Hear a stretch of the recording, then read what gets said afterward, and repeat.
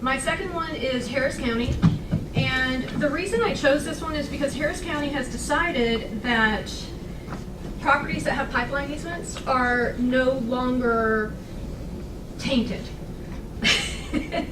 So this client has a property, it's best if you can see the photos, so you'll see it on the slides, but it has, so it's a rectangular property, and the pipeline literally slices the property in half diagonally.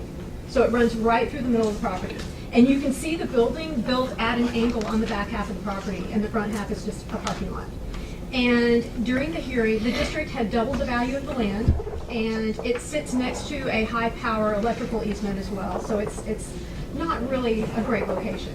They have it as a corner lot, and they doubled the value of the land. And in the hearing, the appraiser showed a photo of a Starbucks that had been built across the pipeline across the street from the subject. And they said that was proof that you can build over pipeline easements and that it's okay and that it doesn't affect the value of the property. What was your response? What was your engineer's response?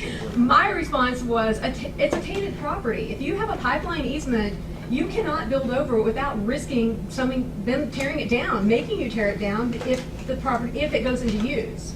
And unless you get that removed from the survey and the deed, or you get somebody who owns it to say that you have permission to build across it and they won't tear it down, you cannot do that. Well, I'm going to give a warning. I'm going to be asking Pat and John about these cases and get their insight into this sort of thing. I take it that when you have a pipeline and it is a legal binding easement, Yes. it does affect how the use of that property can go forward. What were their comparable properties? They didn't show any.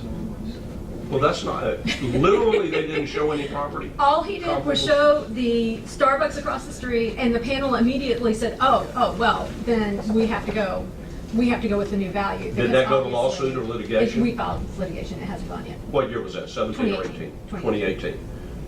Any more synthesis or any more just condensing your experience with the ARB process? My experience with the ARB process is that I believe that even when the burden of proof is on the district, which it is in formal hearings, they still look at any excuse to discount what I present.